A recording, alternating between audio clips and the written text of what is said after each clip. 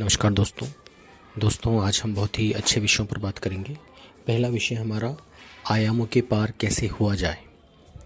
आयाम ही समझो हमारे बंधन का कारण है। हम स्वयं भी आयामों में हैं। आयाम का मतलब होता है किसी भी तत्व की या किसी भी वस्तु की स्थिति और उसके परिवर्तन को दिखाने के लिए जो मापन होता है उसे आयाम कहते हैं। मतलब कोई भी वस्तु है, कोई भी तत्व है, उसकी स्थिति को किन किन तरीकों से दर्शाया जा सकता है, उसके परिवर्तन को किन किन तरीकों से दर्शाया और मापा जा सकता है, उसी को आयाम कहते हैं। आयाम ही है जिसकी वजह से हम कल्पना करते हैं, आयाम ही है जिसकी वजह से हम देख पाते हैं, आयाम ही है जिसकी वजह से हम सुन पाते हैं। एक शून्य आयाम होता है और शून्य के बाद दूरी एक अलग आयाम होता है, समय एक अलग आयाम होता है। दूरी के अंदर ऊंचाई, लंबाई, चौड़ाई ये तीनों आ जाती हैं और समय जैसे ही दूरी में कोई परिवर्तन होता है तो वह परिवर्तन कितने समय में हुआ इसके मापन के लिए हम समय का आयाम उपयोग करते हैं। कितनी देरी लगी, कितना वक्त लगा, ये समय का आयाम होता है। अब अगर हम समझें तो आप सब शून्य आयाम, दूरी के आयाम और समय के आयाम में ही अपने आप को देखते हो। इसके आगे के आयाम को आप नहीं देख पाते हो, नहीं समझ पाते हो, लेकिन वो सारे आयाम आपके साथ घट रहे हैं, अभी भी घट रहे हैं। क्योंकि कोई भी वस्तु, कोई भी तत्व एक आयाम में कभी हो ही नहीं सकता। उसके साथ सदैव अनंत आयाम चल ही रहे होते हैं। लेकिन हम जिस तंत्र में होते हैं, जिस कॉन्शियसनेस में होते हैं, जिस चेतना की स्थिति में होते हैं, उसी के अनुसार हम आयामों को उपभोग कर रहे होते हैं। अभी हम शून्य आयाम, दूरी का आयाम और समय के आयाम को ही उपभोग कर पा रहे हैं, उन्हीं को समझ पा रहे हैं, उसी को जान पा रहे हैं। इसके आगे के आयामों को हम समझ नहीं पा रहे हैं और समझ भी नहीं सकते, क्योंकि इसके आगे के आयामों को समझने के लिए हमें अभी जो हमारी चेतना शक्ति है उससे श्रेष्ठ चेतना शक्ति में जाना होता है। लेकिन अभी तक जितने भी धर्म बने हैं, जितने भी ग्रंथ बने हैं, जितनी भी आध्यात्मिक बातें हुई हैं, वो सब 4 आयामों में ही हुई हैं। इसका मतलब 4 आयामों के आगे की बातें लोग नहीं जानते थे। बातें उन्होंने जरूर ऐसी कही है कि आप उच्च चेतना शक्ति में चले जाओगे, उच्च चेतनाओं में चले जाओगे, लेकिन बातें उन्होंने 4 आयाम की ही की है, 4 आयाम से ज़्यादा नहीं की है। जैसे कोई उड़ भी पाता है, कोई गायब भी हो जाता है, तो ये 4 आयाम में ही होता है। क्योंकि किसी का उड़ना, उड़ने के अंदर भी दूरी है, किसी का गायब हो जाना, एक जगह से दूसरी जगह चले जाना, इसमें भी दूरी और समय ही इस्तेमाल हो रहा है, इससे ज़्यादा कुछ इस्तेमाल नहीं हो रहा है। इसी तरीके से हमने जितने भी अभी तक कहानियाँ सुनी हैं, जितने भी चमत्कार सुने हैं, सब 4 आयाम के दायरे में ही सुने हैं।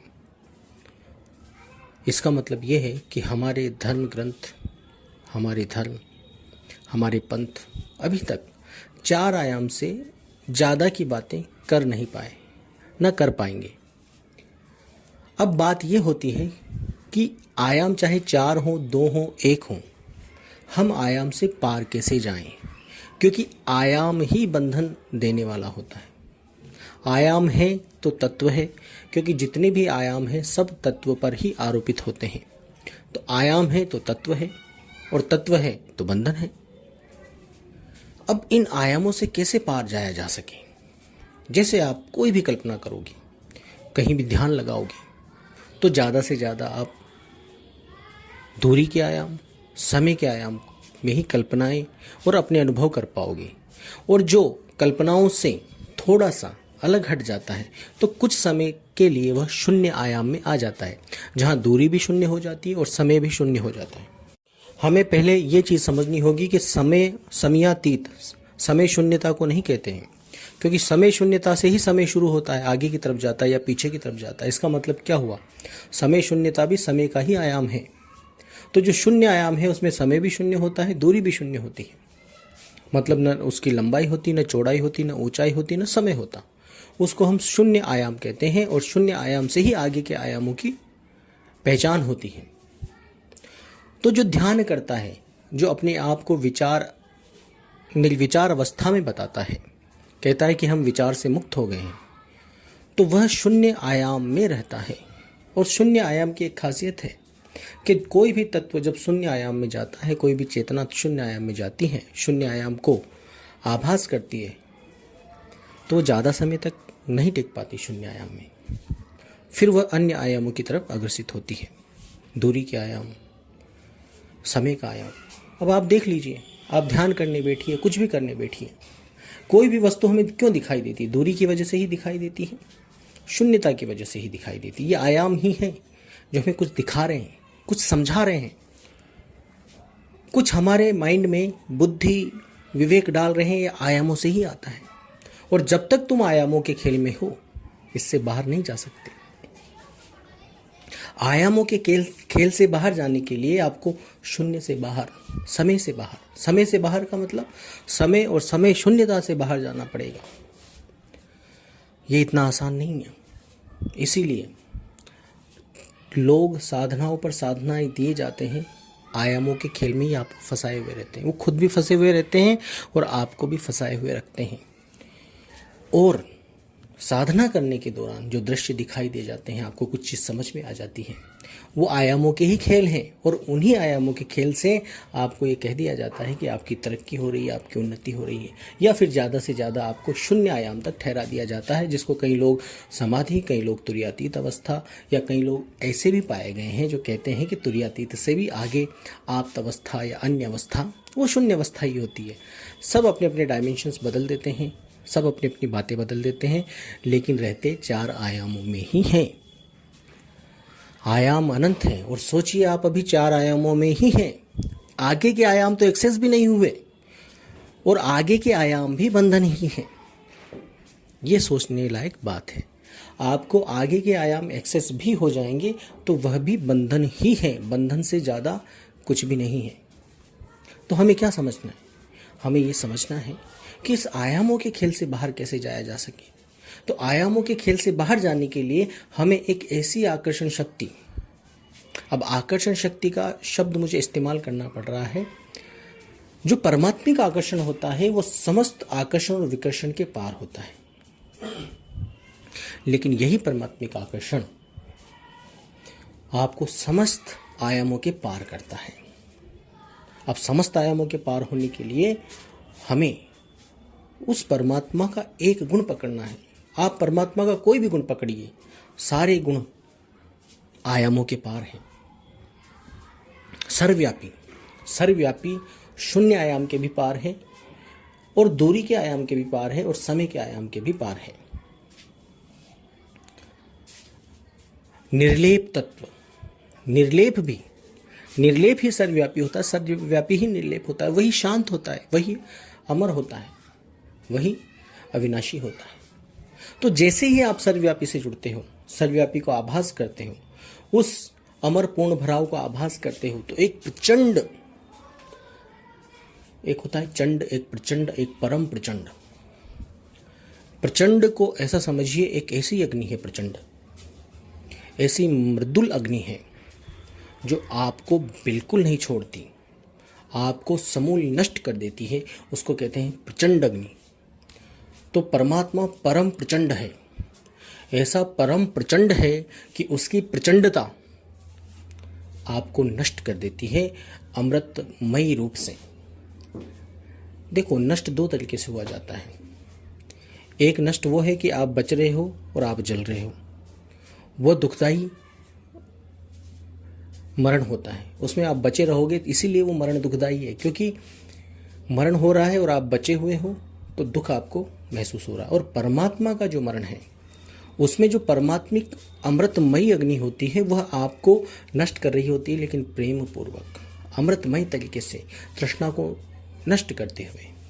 मतलब यहाँ पर यह समझिए कि आपको थोड़ा सा रास्ता भी पार करना है, तो गलीचा बिछा दिया है, आनंद पूर्वक आपको वो रास्ता पार करना है। वैसे परमात्मा के मार्ग को मार्ग अतीत कहा गया है, वो कोई रास्ता नहीं है, लेकिन ये समझाया जा रहा है कि आपके जो मरण हो रहा है परमात्मा की प्रचंड अग्नि से, उस परम प्रचंड से जो आपका मरण हो रहा है, वही आपको आयामों के पार करता है। वही आकर्षण, वही एक ऐसा आकर्षण है कि आपको मात्र सम्मुख होना है। ये सम्मुखता जो है वह भी आयामों के पार की एक घटना है। सम्मुखता का मतलब ये नहीं होता कि आपने मुंह इधर से उधर मोड़ लिया। अनंत दिशाओं में भी परमात्मा की सम्मुखता आपको नहीं मिलेगी। आप किसी भी तरफ मुख कर लीजिए, किसी भी तरफ बुद्धि कर लीजिए, आपको परमात्मा की सम्मुखता नहीं मिलेगी जब तक परमात्मा के गुणों की पहचान नहीं होगी। जैसे ही परमात्मा के गुणों की पहचान होगी, धीरे धीरे आपके दूरी का आयाम भी नष्ट होने लगेगा, समय का आयाम नष्ट होने लगेगा और शून्य आयाम नष्ट होने लगेगा। दूरी के आयाम से आपको दृश्य दिखाई देते हैं, आवाजें सुनाई देती हैं, क्योंकि दूरी का आयाम ही है जो दृश्यों को अपने अंदर स्थापित किए हुए है, आवाजों को अपने अंदर स्थापित किए हुए। शून्य आयाम, दूरी आयाम, ये सब आयाम। अब जैसे ही आप सर्वव्यापिता को साधते हो, धीरे धीरे धीरे धीरे दृष्टि से दृश्य नष्ट खत्म होने लगते हैं, कानों से आवाजें खत्म होने लगती हैं, भावों से भाव खत्म होने लगते हैं, विचारों से विचार खत्म होने लगते हैं, और आपका शरीर, आपका तंत्र रहते हुए भी, ये सारी चीजें देखते सुनते परखते हुए भी आपको एक ऐसी अवस्था मिलती है, एक ऐसी सम्मुख अवस्था मिलती है, ऐसी परम प्रचंडता का आकर्षण आपको मिलता है कि आप सदैव मैं के पार ही रहते हो, मनोतीत ही रहते हो। ये जो चीज है ये परमात्मिक चीज होती है, और इसी को उस प्रचंड से संचालित माना जाता है। वो प्रचंड फिर आपको संचालित करता है जो समस्त आयामों के पार है। तो आयाम के पार की घटना इतनी आसान घटना नहीं है।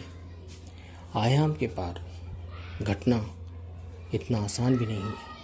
आपको अपनी समस्त याददाश्त कहाँ रहती है? आयामों में ही रहती है।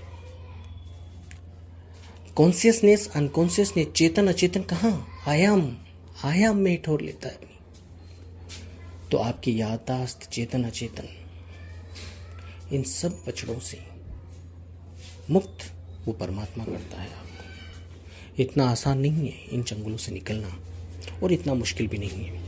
सरल से सरलतम है, लेकिन शरण किसकी?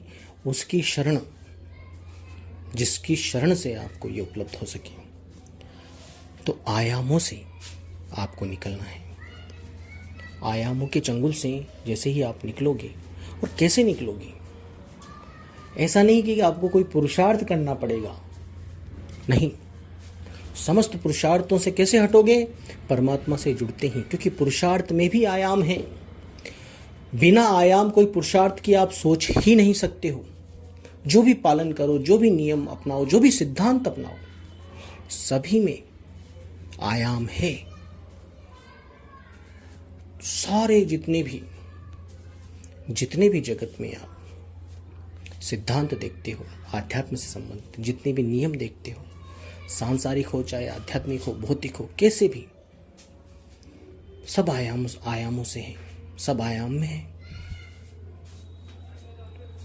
आप एक आयाम से मुक्त हो गए, समझो अनंत आयाम से मुक्त हो जाओगे, क्योंकि सारे आयाम इंटरकनेक्टेड हैं। हर व्यक्ति अनंत आयामों में मूवमेंट कर रहा है, लेकिन आप अपने आप को 4 आयामों में ही प्रतीत समझते हो। ऐसा समझते हो आप 4 आयामों में ही हो। आपको एक बात बता देता हूं कि हर व्यक्ति, जैसे आप टाइम ट्रेवल जैसी बात सोचते हो कि टाइम ट्रेवल हो सकता है क्या? आप टेलीपोर्टेशन जैसी बातें सोचते हो, क्या टेलीपोर्ट हो सकता है क्या? अगर मैं कहूं कि आप डेली ही टेलीपोर्ट होते हो, डेली ही टाइम ट्रेवल करते हो, लेकिन ये आपकी समझ के बाहर हो जाएगा। लेकिन जब आपको अंकित करवाया जाएगा, आपको दिखाया जाएगा कि देखो इस तरह से आप टाइम ट्रेवल कर रहे हो, डेली रोज का काम है, आप टाइम ट्रेवल करते हो, डेली टेलीपोर्ट होते हो आप, तब आपको आपके वो चक्षु खुलेंगे, तब आप 4 आयाम से बाहर की सोच पाओगे। ऐसा नहीं है। सारी चेतनाएं बड़ी समर्थ है, सक्षम है, लेकिन इस कदर धूमिलता है उसके जीवन पर कि वह बंधन रूप से ही बेचारी परेशान है। आपको सारे आयामों से अवगत करा भी दिया जाए, सारे आयामों में आपको डाल भी दिया जाए, समझा भी दिया जाए कि इस तरह से आप आयामों के साथ आप यूज़ कर रहे हो, तो भी उसका लाभ नहीं है, क्योंकि बंधन तो बंधन ही है, क्योंकि आयाम ही बंधन है। अगर आपको आपकी जिन रस्सियों से आप बंधे हुए हो उन रस्सियों से अवगत करवा दिया जाए तो फ़ायदा क्या है, जब तक रस्सियाँ न खुले। ऐसे ही आप सारे आयामों का प्रयोग कर रहे हो, लेकिन उसका फ़ायदा क्या है, जब तक आयाम के पार न चले जाओ। तो आयामों को जानने से भी बेहतर यह है कि आयामों को तोड़ दिया जाए, आयामों की जंजीर को तोड़ दिया जाए। और आयामों की जंजीर इस तरह से फंसी पड़ी है कि एक आयाम की जंजीर तोड़ दी तो सारी जंजीरें अपने आप टूट जाएंगी। आप कोई भी आयाम पकड़ के उस आयाम को नष्ट कर दो। अब जैसे दूरी का आयाम ही ले लीजिए आप, अगर दूरी के आयाम परमात्मा की सम्मुखता से आपका नष्ट हो गया तो अनंत आयाम भी आपके नष्ट हो जाएंगे। शून्य आयाम को आप शून्य आयाम के पार चले गए तो समस्त आयामों के पार चले जाओगे, समय के आयाम से पार चले गए तो सारे आयामों से पार चले जाओगे, क्योंकि ये सारे आयाम इंटरकनेक्टेड हैं।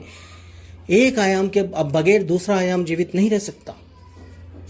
तो अनंत आयाम एक दूसरे से गुथे हुए हैं। एक आयाम को खंड किया, एक आयाम पर पैर रखा, सारे आयामों से पार हो जाओगे। लेकिन एक आयाम से भी निकलना आपके लिए इतना आसान नहीं होता, बिना प्रभु कृपा के, बिना परमेश्वर कृपा के, बिना उस सर्वव्यापी की कृपा के। सबसे पहले जो भी इस तरह से मार्गदर्शन आए उस पर अगर आपको विश्वास हो रहा है तो उस पर दृढ़ता जमा लो, क्योंकि यही दृढ़ता आपको आगे ले जाएगी। मार्गदर्शन पर रत्ती मात्र भी संशय मत रखो। जब तक रखना है तब तक रखो, जब अपना लो उसके बाद संशय मत रखो। अपनाने तक, जब तक अपनाओ नहीं तब तक आप उसका परीक्षण कर सकते हो अपने लेवल पर। या तो रिजेक्ट करो या एक्सेप्ट करो। रिजेक्ट कर दिया तब तो आगे बढ़ो, दूसरे मार्ग जो भी आपको अच्छा लगे आपके संस्कार अनुसार। लेकिन अगर आपने ये स्वीकार कर लिया तो फिर संशय की गुंजाइश मात्र नहीं होनी चाहिए, जैसे का तैसे अपनाते चलो। क्योंकि मार्गदर्शन, ऐसा मार्गदर्शन उपलब्ध नहीं होता है, ये सच मानकर चलना। हर कोई आपको आयामों के चंगुल में ही उलझा देगा। अब ये 4 आयाम जो मैं बता रहा हूँ, पूरे विश्व के धर्म ग्रंथों को, पूरे विश्व के रिलीजन को छान मार के देख लीजिएगा आप, से बाहर की बातें आपको निश्चित ही नहीं मिलेगी। और आयाम से पार जाने की बात तो कोई करेगा ही नहीं, असंभव है कोई कर दे। आपको ये जरूर कह देंगे कि इस आयाम से दूसरे आयाम में चले जाओ, इन आयामों से श्रेष्ठ आयामों में चले जाओ, लेकिन समस्त अनंत आयामों के पर पैर रखने की बात, उनसे हट जाने की बात, उनको नष्ट कर देने की बात आपसे कोई नहीं करेगा। यहीं पर सच्चे मिरेकल घटा करते हैं। जिन जिन मिरेकल्स की, जिन जिन चमत्कारों की आप बात करते हो वो कुछ भी नहीं है। जब परमात्मा की प्रचंडता के सम्मुख आप होंगे, अभी तक आप बायोलॉजिकली ही उस परमात्मा को जान पा रहे हो, आयामों में ही समझ पा रहे हो। अभी मुझसे सुनने पर भी आप सही से रेखित नहीं हो पा रहे हो, उसके साथ सही से सम्मुख नहीं हो पा रहे हो। जिस दिन सम्मुख हो जाओगे उस दिन पता चलेगा उसकी प्रचंडता का, उसकी अखंडता का, उसकी अविनाशिता का। और फिर ये आयाम कुछ भी नहीं है आपके लिए, और आयामों से मुक्त हो जाओगे। तो आयामों से परमात्मा से जुड़कर ही मुक्त हुआ जाता है, अन्यथा मुक्त होने का कोई भी पर्याय नहीं है। सारे पर्याय इसके सामने झूठे हैं, अलग हैं, भिन्न हैं। परमात्मा से जुड़ना है तभी आप आयाम से मुक्त होकर अपने आप को नष्ट कर पाओगे और हमेशा के लिए समस्त बंधनों से दूर हो जाओगे। धन्यवाद।